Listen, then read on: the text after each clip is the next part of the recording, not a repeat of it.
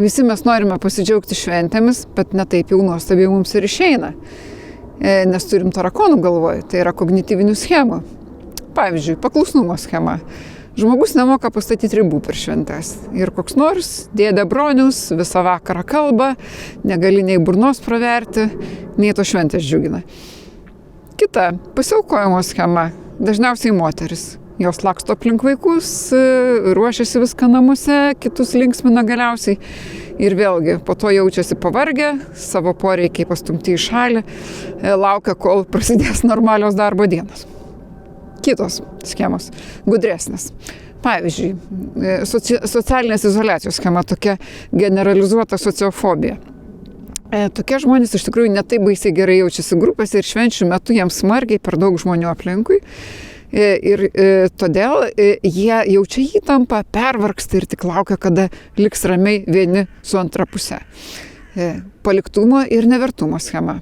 Iš tikrųjų, tai ne visi žmonės jaučiasi savo šeimose savi.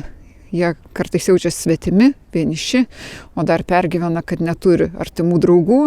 Ir tas švenčių laikas jiems yra nusivertinimo laikas. Toliau. Dar yra tokios schemos kaip perfekcionizmas ir pritarimo siekimas.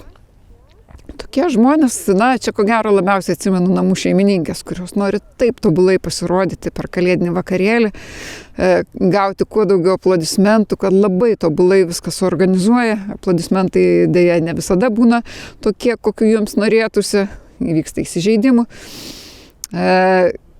Yra, aišku, ir atvirkštinių schemų. Pavyzdžiui, blogos savitvartos schema. Toksai žmogus persigeria, persivalgo, paskui trinasi po namus, neprisiruošia nei kažką tai nuveikti savo laisvalaikiu turiningesnio, nei gal net į lauką išeiti. Ir po to jis po tokių švenčių jaučiasi kažkaip tai nepailsėjęs, o pavargęs ir nelaimingas.